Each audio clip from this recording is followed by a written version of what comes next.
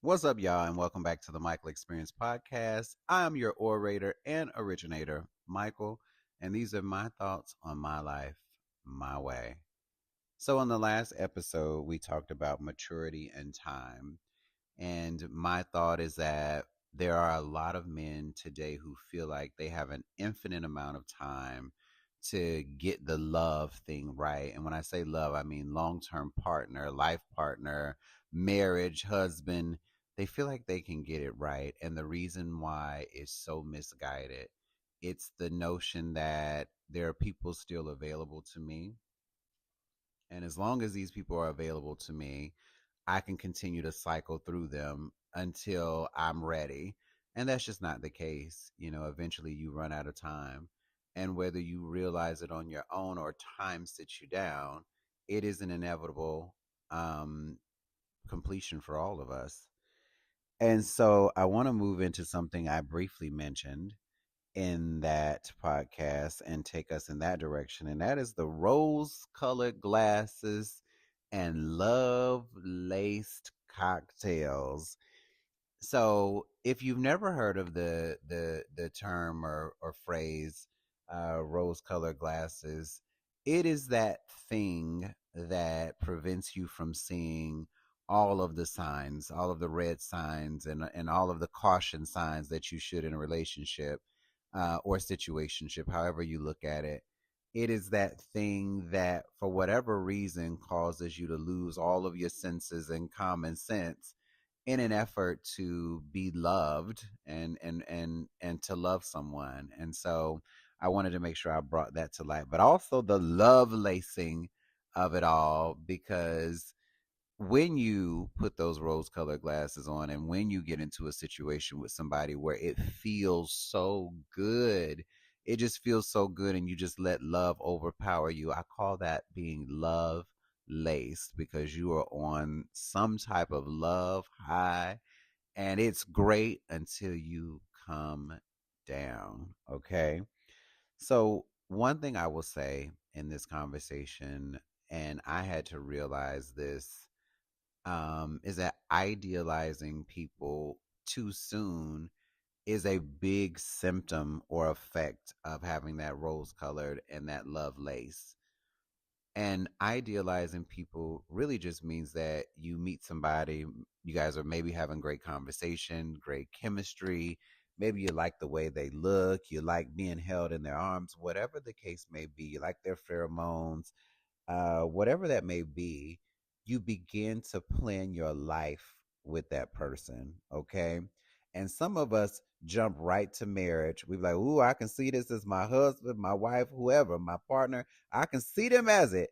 And so once you start doing things like that, you sometimes skip steps, and you also push past some of those red signs and caution signs, because you are just so enthralled in that serotonin and that dopamine hit, from being around them and with them and all that other stuff, that you don't see the issue with what you're doing. And so what starts out for me as something so innocent is like, oh my gosh, like I could see us totally laying on the couch together, watching movies and snuggling, and I'm drawing figure eights on his chest and he's looking into my eyes. I'm thinking about things like that initially, but then I'm like, oh my gosh, my shower is so big. Me and him could really do some things in that shower. We can roll around. We can drop it low, girl, drop it low, girl. Listen, we can do the hokey pokey too. You put your right foot in, you put your right foot out, you put your hands on the ground, and then you shake your ass around. Oh, okay.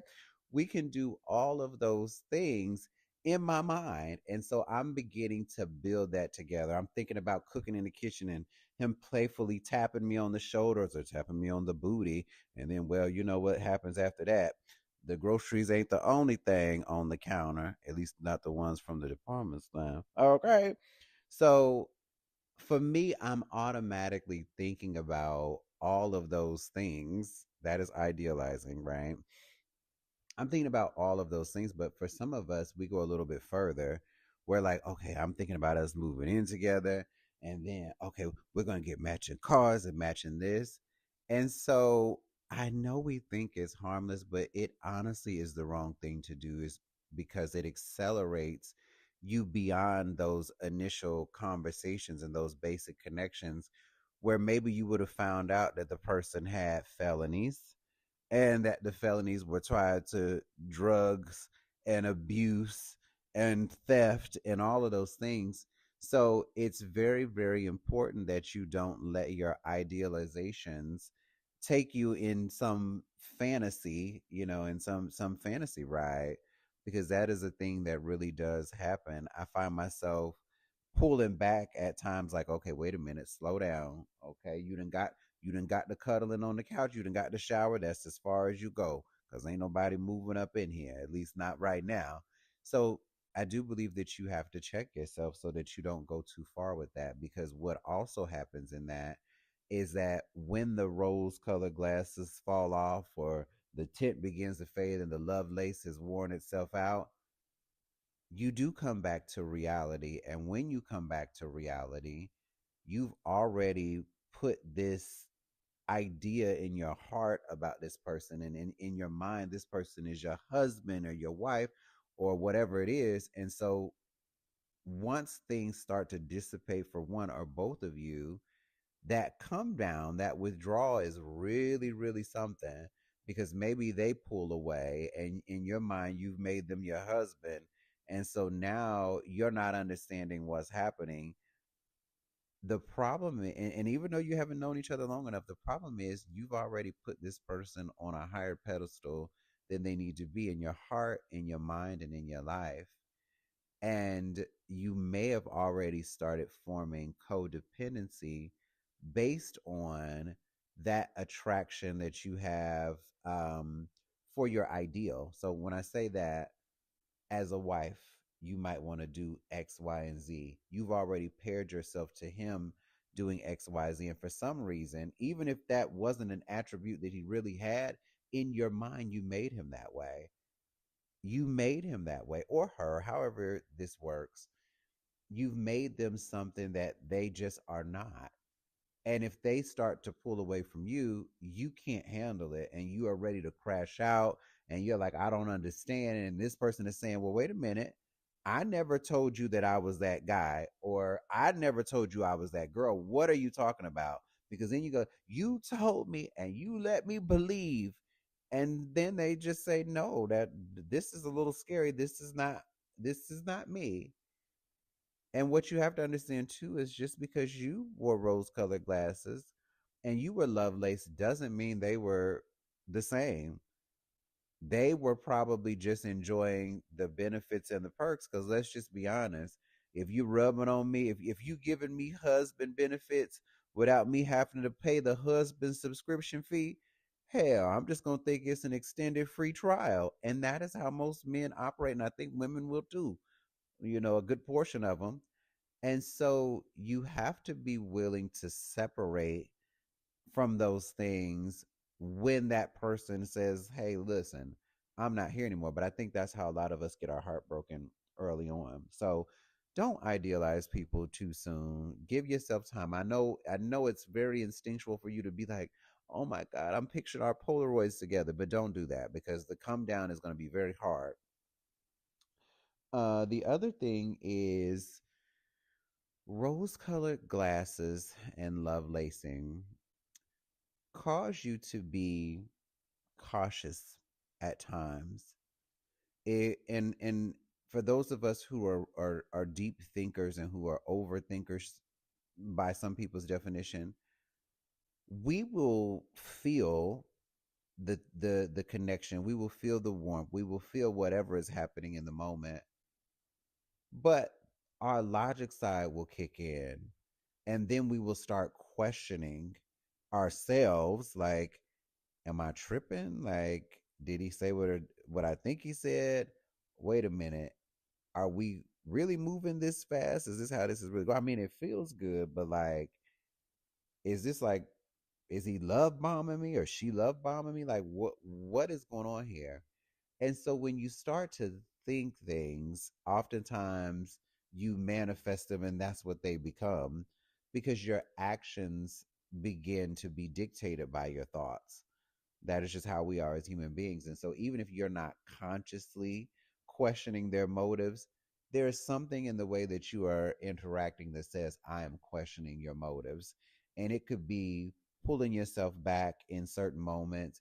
It could be avoiding certain topics that maybe at the very beginning you would engage in, but because your logic mind kicked in, you're like, oh no. But the other side of that is, do you need to be cautious?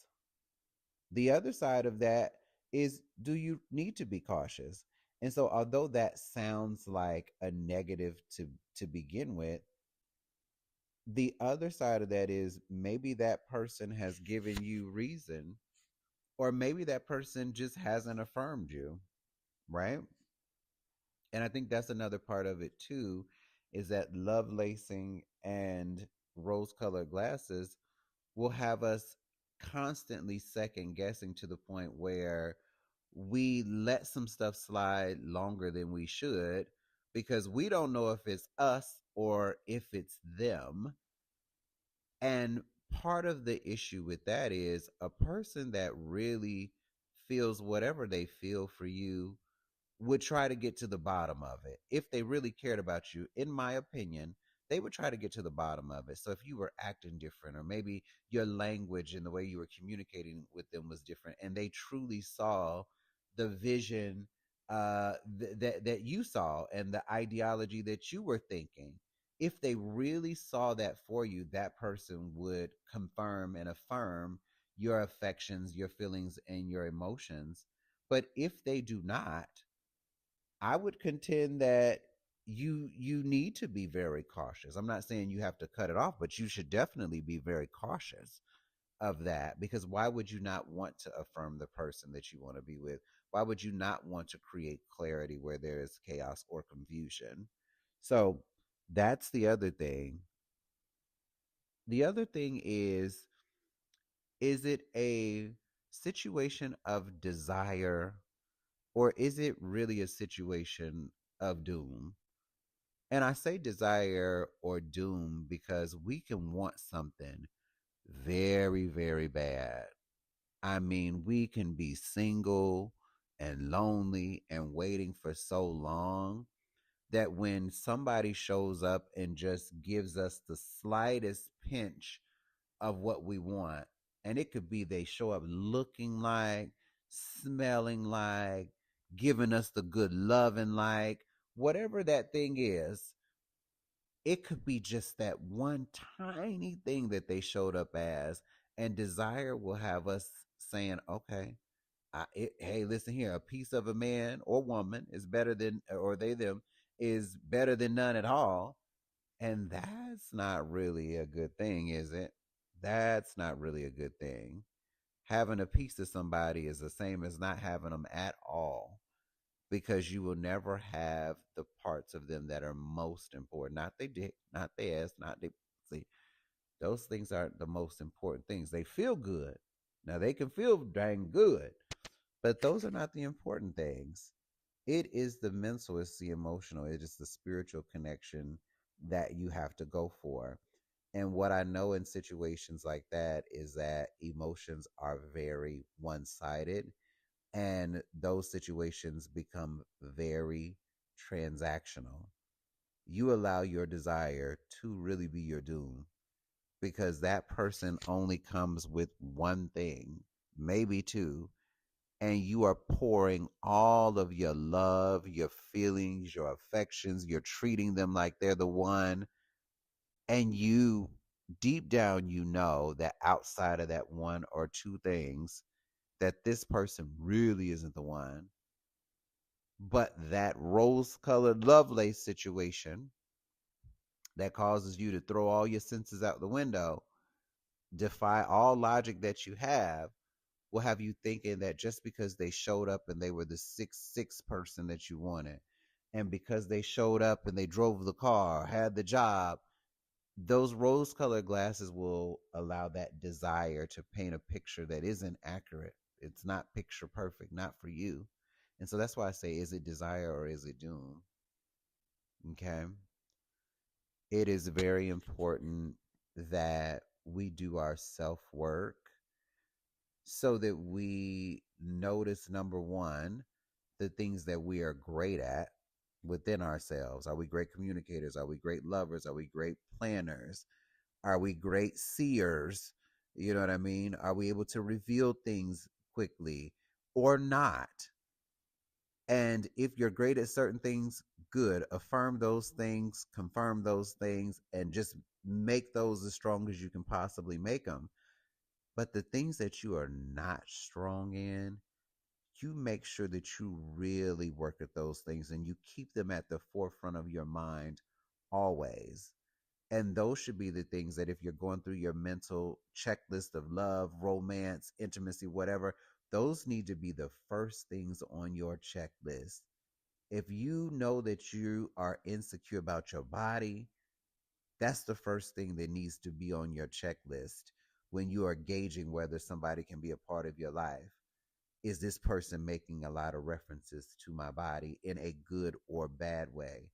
Does this person seem to be so confounded by the imagery of it all? Does this person have a certain standard that they are trying to push off on me? If you are insecure in that way, that needs to be the first thing on your to-do list.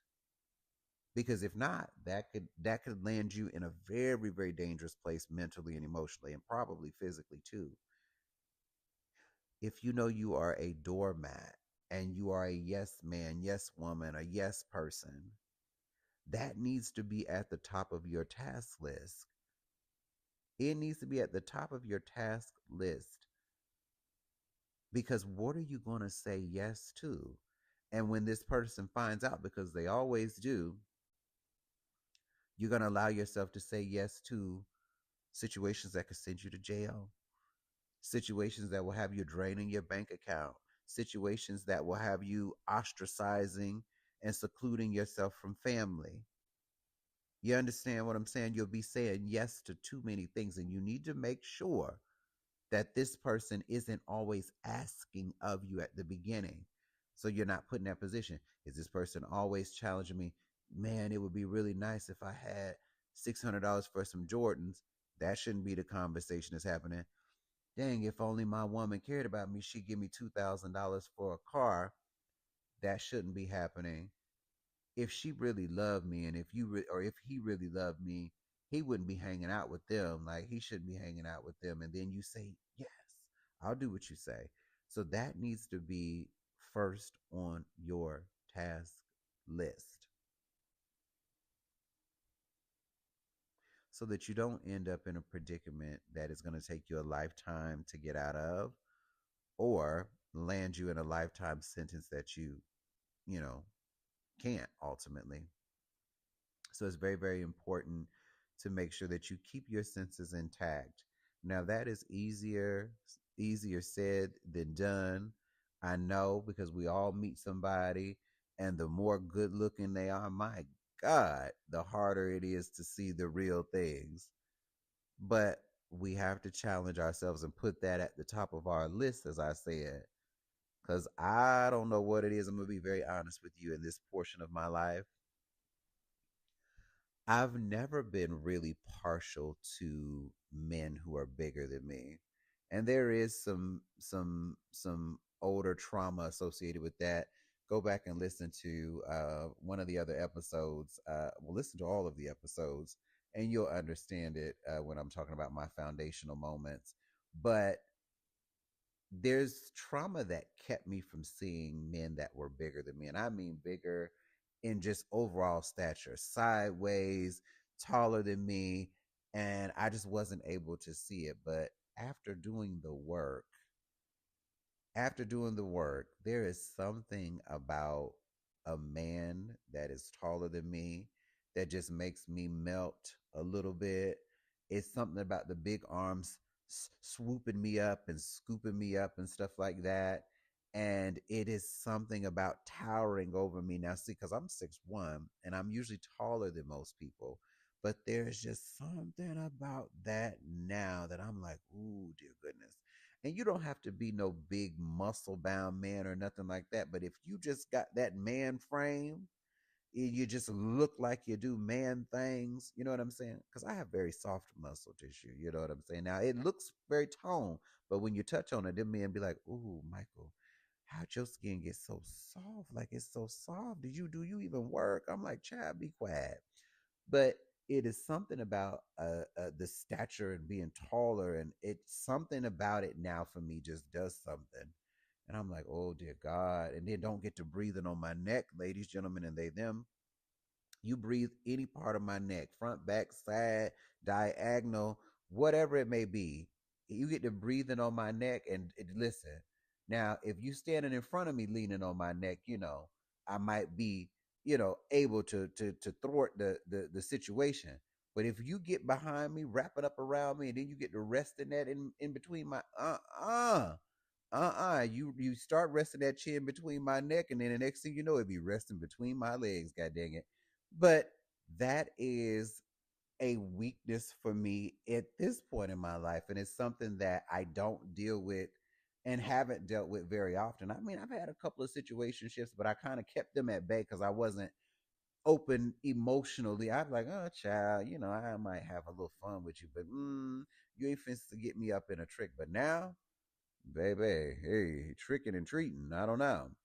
So now that I know that, because I've listen, I've tested that theory out already, and I'm like, oh Lord, that was a mistake.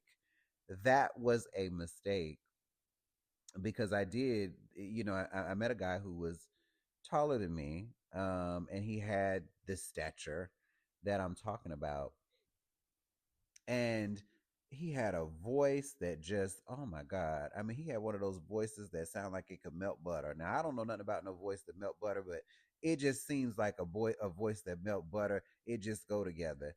But he got a voice that melt butter, then he get to looking at me, and then that chocolate, and I just was like, ooh Lord, I was overcome with fire and desire, baby. But I had to I had to check myself in the situation because I'm like, now wait a minute, this is sensory overload to me. And again, because I've not opened myself up emotionally and romantically in that way, it is like a kid coming to school for the very first time, and it's like, oh my God, it's everything here. Or a kid in a candy store, I want candy. So I found myself like being just very much like, oh my God, like, what are you doing? Like, how did you get here? Like, to the point where you didn't overlooked every piece of criteria that you normally would. Because I'm normally like, what's that career looking like? You know what I mean? Like, let's talk about, and we did talk about some of the life goals and stuff, which some of them did align. But then there was other things like I always look at the trajectory of like where you've been in moving. Have you moved because of your career? Have you moved because you've been running away from things? Did you go to jail? Like all of the things that I would normally, look at and be like, I'm not going to be able to do that. I wasn't even considering. I was just enjoying the interaction and the conversation and idealizing. And it wasn't until the rose colored glasses came off and the love lace wore off, because I was like a kid. I was like a kid in high school. I was feeling it for him. I was like, oh my God, what is this feeling? What are these butterflies? Why am I so excited? Like, I don't even keep my ringer on my phone on, but now I done turned my ringer on. When the text message pop up, I'm damn near jumping over the counter like Shakari Richardson. I'm jumping over the damn counter trying to see if it's him. And then when it ain't, I'm like, shit, I don't want to answer that. I got so caught up in the emotional pull of it all that I literally overlooked so many things, right? Like the trajectory of past relationships, the trajectory of career, the trajectory of living situation, just all of that. I literally overlooked all of that. And to, when I took the glasses off and the love lace wore off, I was like, Michael, how the hell did you look past all of that stuff? I mean, of course, he's nice looking.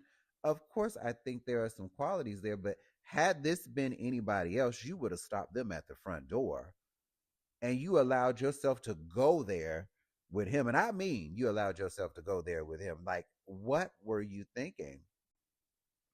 And if you all are anything like me, I am my harshest critic.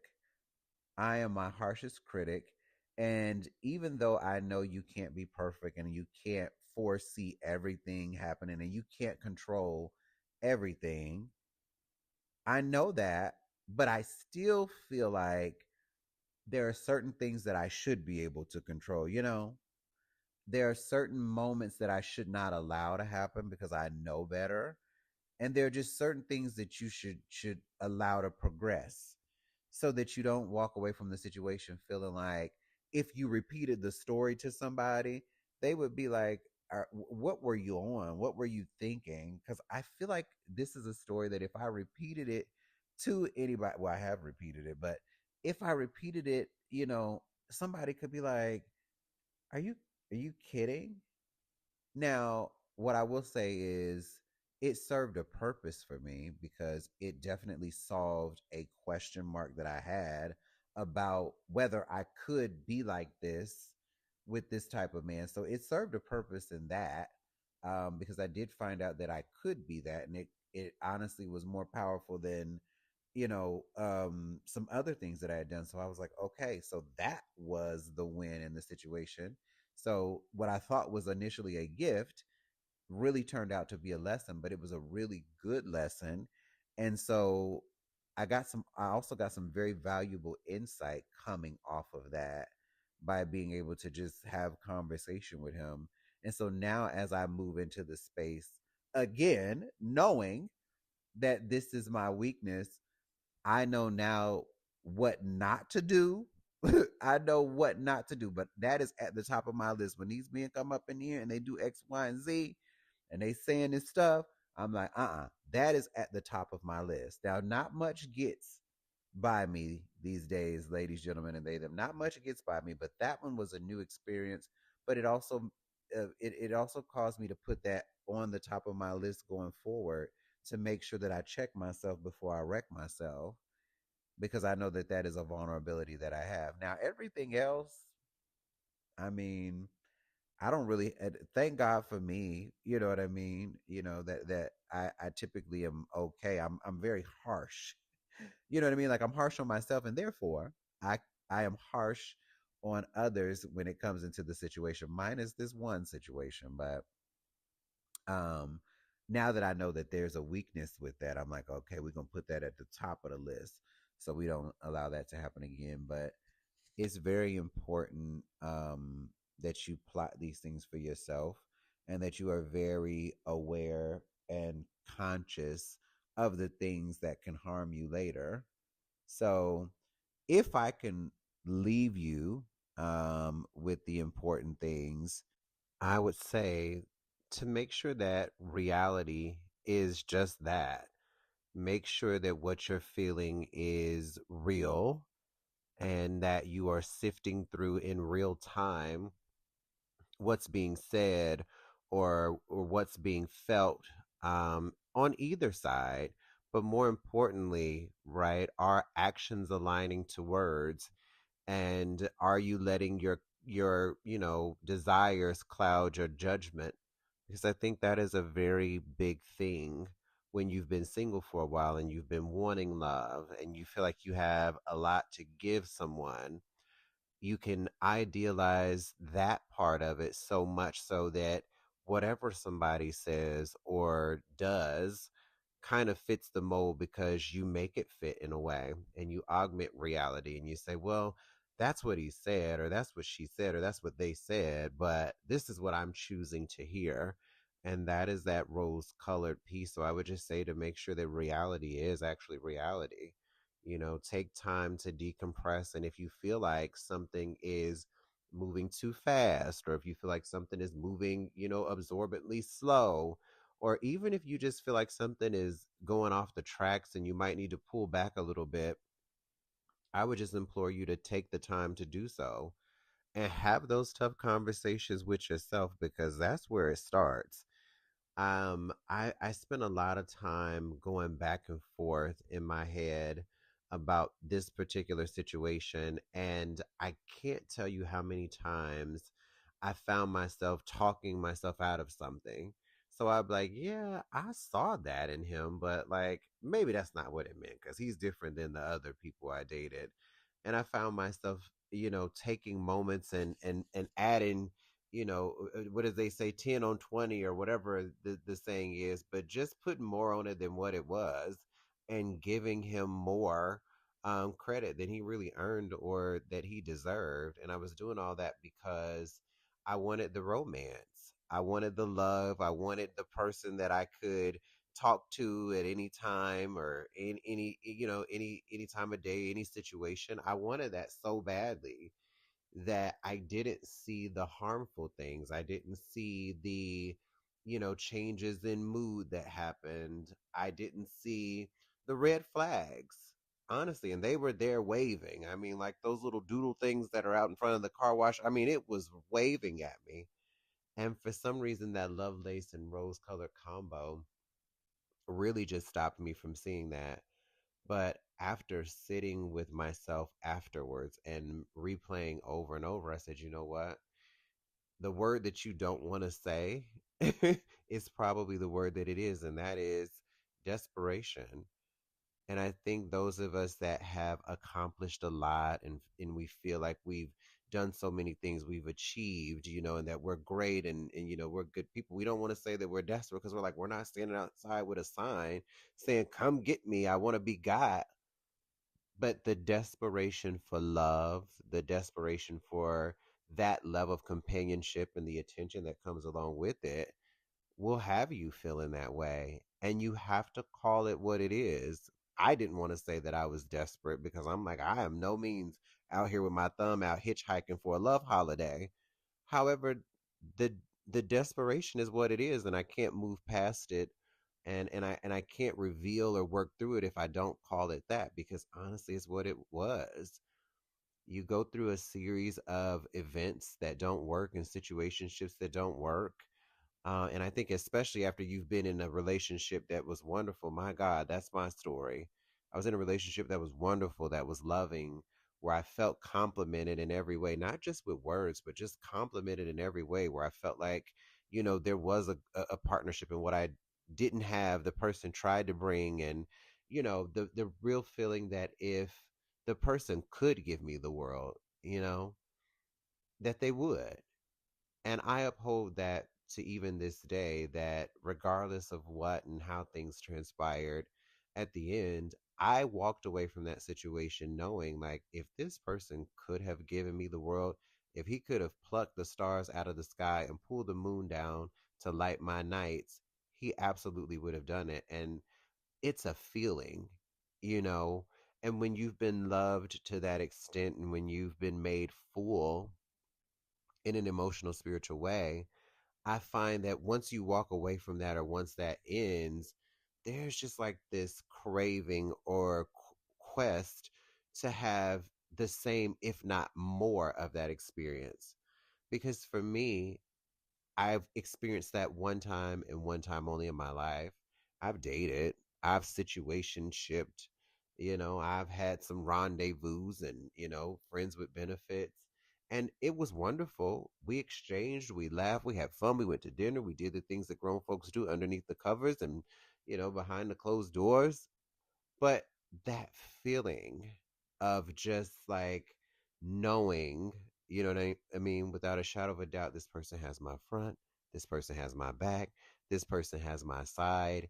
And at any moment, you know what I mean? At a moment's notice, that person was like, we ride at dawn for whatever it is that you want, career wise, just mentally as you move through life and you change, just whatever phase you're going through in life, that that person is going to be there. And so to have that level of emotional, mental, and spiritual safety, right? And to know that that's kind of like that intellectual hand holding that happens for me was just monumental. And so when I walked away from that, having, you know, that be the one experience in a very unlikely person for me, just really made me think, like, what else could there be in the world, right? What else could there be? There has to be something more. If this was a glimpse of the greatness of love that can be out there, like, what else have I been missing? And like, how can I take off my blinders in a way so that I can see it and feel it and experience it when it happens? And I think through part of that work, it was removing some of those guardrails or removing some of those insignificant things from like my filter criteria for the guys that I was going to date. So, you know, whether it was the look or the build, you know, whether it was, you know, maybe they chew their food a certain way, like certain things I just had to get away from because I was like, those are trivial things, and maybe they're causing me not to see this great love because I'm being so minuscule with what's going on. And all of those things can be talked through and fixed in a situation. And maybe they're not even as big of a deal as I thought they were. I think sometimes we go into situations and we're like, okay, we got to create a list, right? And for those of us that are more open minded, creating a list is nothing more than just like forcing ourselves to find something wrong, kind of like an inspection or an assessment at work. You could be doing an amazing job, but your boss says, listen, I got to put something on this piece of paper. I feel like a lot of us that are very, very open to love and open to just, you know, the universe and God and karmatic and spiritual alignment, we kind of move through the world like, yeah, looks are one thing, you know, all of that external stuff is one thing, but like, what is the inside like? But sometimes we kind of mind freak ourselves into upholding things that we really don't care about. Like, do I really care that he walks a certain way? No, I could care less. As long as he can stand up on his 2 feet and go to work, I don't mind at all. As long as he can stand up on his 2 feet and go to work. Okay. Going to work in the morning is different than going to work in the afternoon. You understand what I'm saying? Okay. So, I mean, is that really important? Is the fact that he doesn't dress, you know, very fashionable, is that an issue? Now, that's never been an issue for me. But like, those things that you're confounded by that you're like, why? Right? Or maybe similar to me, there was a group of people, ethnic, nationality, race. Maybe that was something that just wasn't on your radar. I find myself having the conversation about that a lot. And people are like, well, how come you've never this? And how come you've never that? And I'm like, honestly, there was never a preference involved. I kind of just looked at people as people, and whatever came my way, came my way. And so it was never a real thought about how, you know, cross culturing happens in relationships. And there was never a assessment on my part or, you know, trying to delineate what that would be. It never was. I just kind of took each person as an individual, and that's what I went with. But in my experience, I had only been with one type of man for the most part, like in relationship or on the road to relationship. Now I've had casual situations kind of with a number, but as far as getting to know, I was like, I don't know that it presented itself, but I also realized in that if I were seeking out the opportunity, I wasn't seeking it out in that way. I was just doing what I was used to. And so part of the work for me was, okay, I have to remove that guardrail because for whatever reason, I'm getting caught up in this habit. I might be shielding myself from my person. And so I did the work. And so to tie this back, right, when you've been on this quest for so long, trying to find that love again, if you've only had it once or you've had it several times, whatever that may be, or you just know what it is and you just can't wait to find it. Some of us have never experienced, you know, an enormous love like that. And, but we know, we're like, we know it's coming. I know it's possible.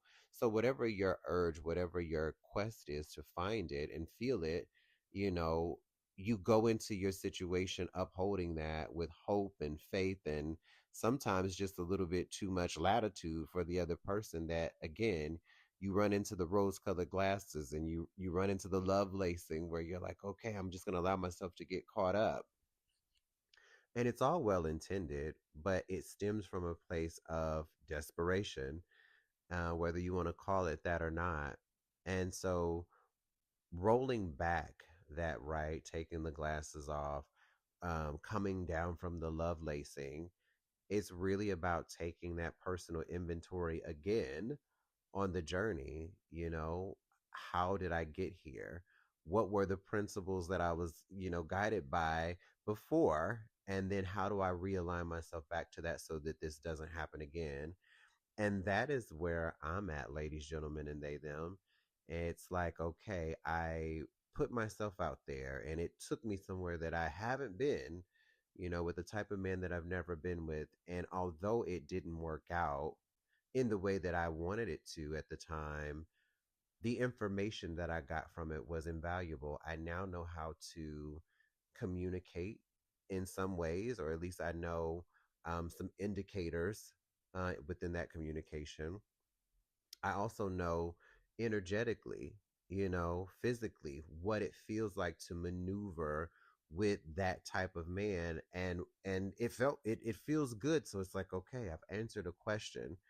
But what I've also done in that it didn't work is that, again, back to that list of things, right? When you realize something can hold you back or something could be a guardrail, put that at the top of your checklist as you move into it with somebody new, so that that desperation situation doesn't hit you again. Because if you ignore it, or you think, okay, well, just because I've acknowledged it, it's going to go away, it's not. Because you're going to continue to look for something, and that person added something as well. So don't think they didn't.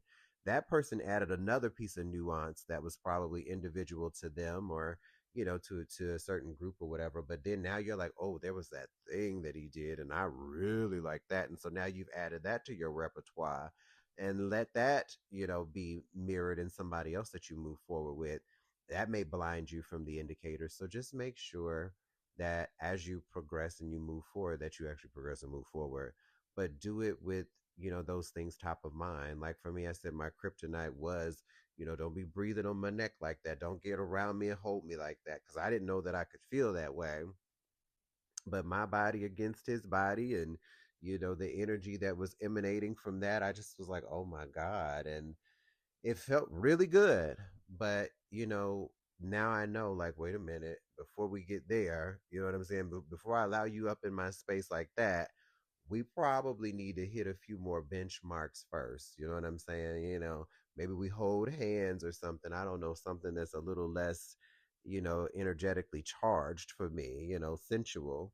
But you carry those things into it. And also, just when people are telling you things that you want to hear, my God, the amount of men that have told me what I wanted to hear. And in the moment, sometimes you're just excited. You're like, oh my God, they think like me. I think about that song by A. Marie, Somebody Like Me, And I'm like, okay, yeah, finally somebody like me. And then you get lost in that and you're like, oh my God, I think they're gonna understand me. We're equally yoked, maybe. We're on the same page. We have similar thought processes. But what I've learned is that some people, when they're unsure, will mirror your sentiments. And they will do it because it fulfills some type of emotional stimulation or some emotional void.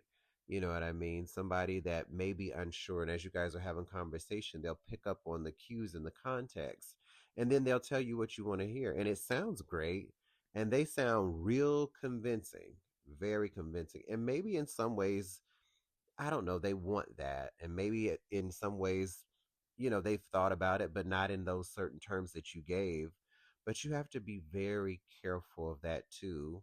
And that's why I always say that depth is very, very important. And this is one of the reasons why, because you have to push back and ask questions. And that's something that I do as well now, because I'm like, okay, I try to take people for the face value and what they give me. But because I've noticed a pattern of people playing into my thought processes and kind of mirroring what I'm saying, let's pull the veil back just a little bit further and see how deep you go with it. Like, have you really thought about this thing that you want to do? Or is it just something that you've heard in passing and you're just telling me to pacify the moment, to create a good conversation, or you want to,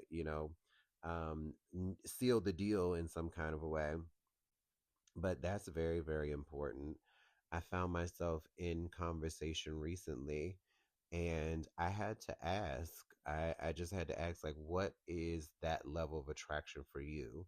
Like, if we can go deeper, what does that look like?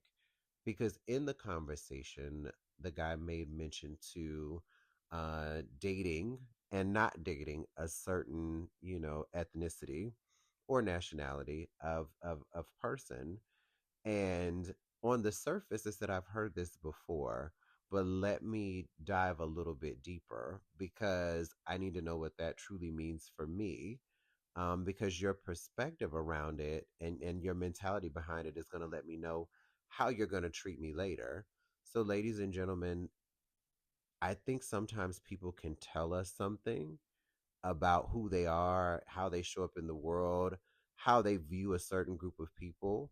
And even if that group of people is opposite to what you are, you kind of end up feeling like, okay, well, they're here with me. So there's something about me that maybe is different, or I'm the one, or whatever. But in those moments, you kind of have to push back and say, wait a minute, let's go a little bit deeper. What is that level of attraction? Is it something that is superficial for you? Is it something that plays into the optics or the positive tropes of a certain particular group of people? And I will just give you all an example, right? I only date white men. I don't only date white men, but I'm saying the statement.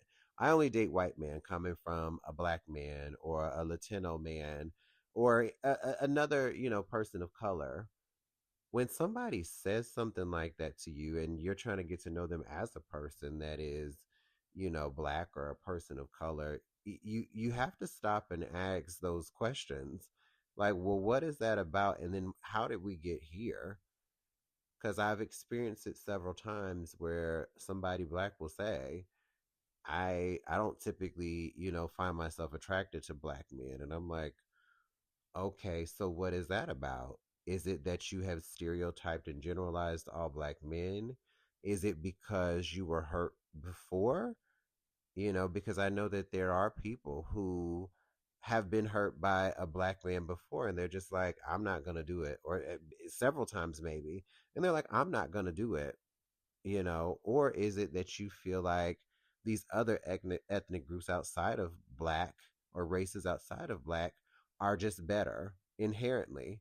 And that's a conversation that needs to be had too, because if you feel like every other race of people is better than black men or black people, then I already know that you have some level of a demeaning tone when it comes to somebody like me, really like you, but like me as well. You also have some level of insecurity within the culture. And it doesn't mean that you feel, I don't know, you could feel bad about yourself, but the insecurity is in you don't feel good about being in the spaces, and you may not feel comfortable in the space with me, or maybe you may feel comfortable with me as an individual, but at large you don't want to participate in it. And that feeling to me can be jarring and daunting because I have friends and family members that are black. You know what I'm saying? And I have coworkers that are black. And if you come into the room and you have this, ascension of thought, or ascension or superiority complex, outside of being black, that's going to show up. You're going to look at people a certain way, like you don't want to be bothered. You're going to be shocked when you find that other people exist within the black culture that are the same things as these other ethnic groups that you've pedestaled. And so those are things that I need to understand going into it so that I can make an informed decision of whether I want to stay or walk away. And in that case, I'm walking away. And a lot of people would say that is self-hate. I don't know what to call that for that person. I'm not inside their mind. However, I'm not going to allow that display to affect how I show up. I'm just not going to do it. And so that's important. But it also happens in a colorist way as well. I've had people say, don't take this the wrong way, but I'm just, oh my God, I just love you. I like you because you're light skinned. And I'm like, am I? Like, I mean, I'm lighter than you, maybe, okay.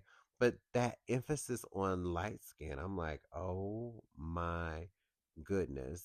and again, we're human. Sometimes we can be like, okay, it's not that bad, or oh my God, I'm flattered that you're finding your way with me. But as equally as flattering as it can also be very depressing and dampening again, because then what have I been reduced to? And what does that say about getting to know people for their intrinsic and their spiritual value, as opposed to just like common conception or just optics? You know what I mean? I think preferences are preferences, and I think that is wonderful. However, if your preferences are impeding, the way that I move through the world, or demeaning or maligning the way that I move through the world, and when I say the way that I move through the world, my identity, my ethnicity, my race, all of those things that make me me, like, then we have a problem. Then we have a problem. But you're free to date and feel however you want to feel. But in my space, I need to understand that. And I want to know today if you're a colorist or a racist, as opposed to I get 6 or 7 months down the line caught up with you, and then it's displayed in front of, hundreds or groups of people. And so those conversations are very, very important to have. And, I don't want to for a second let my rose colored glasses, like, oh my God, he's great. He's got all the things. And oh my God, he really loves me. I don't want to let that cloud my judgment. And so those are just some examples that I would say that you want to just really dig into at the beginning. Make sure the person is really there for the intrinsic value. External is always going to show up first. It's always going to be the thing that pulls somebody in, but then character and personality should preside over that. And if for any reason that doesn't happen, you might find yourself in a deep conundrum. And what may start as something that is just well, that's them, becomes a you, because when you start interacting with people, unless you just decide to change up your whole circle, and your identity based on that person, then by all means you go right ahead. But I contend for the most of us that that's not the case. And so I just implore you that as you move through these things, that you're very intentional when you realize something, that you say something and you move through it, and do it with confidence. And do it with confidence, because if the person feels offended by your truth, or the person feels offended because of the level of clarity you would like, as Craig the writer Stewart says, communication is our partner and clarity is our friend. I 1000% believe that. And I always want those two in the room with me when I'm having a meeting of the minds. It is very, very important for you to dissect those things, and figure out if that is something you want to do. But like I said, desperation will have you saying, well, that's not that bad. I can deal with that. But just ask the questions. And as you're moving through, if you realize it's just not working, just say it.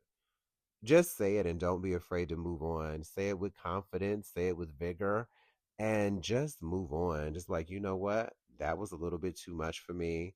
Don't try to change the person. Don't try to reason with the person, right? That person has probably felt that way for a long time. And I think sometimes in an effort to pull people in, we're like, well, maybe I can change them, or maybe they see something in me, so they'll see this in somebody else too. It's not worth it.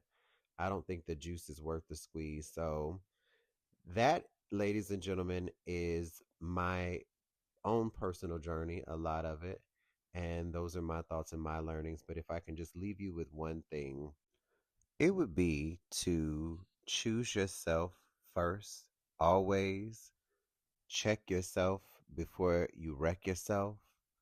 Move into any situation with somebody with confidence, with character and vigor. And if you see something that doesn't feel right, or somebody says or does something that doesn't quite feel right, don't allow second nature, rose colored glasses, love lacing, the feeling of wanting something so bad, deter you from being who you know you are, what you really want with somebody, and what you should do in this moment. So, my hope is that we all find true love, or that true love finds us, and that it is not as painful or as hard as some of our worst situations have been already. So I'll just leave you with that. I appreciate the time with you all. This has been the Michael Experience. Y'all go out there and have yourselves a happy holiday, whatever it is that you celebrate. Celebrate it and celebrate it well. This has been the Michael Experience, and I will see y'all on the next one. Peace and love, y'all. Bye.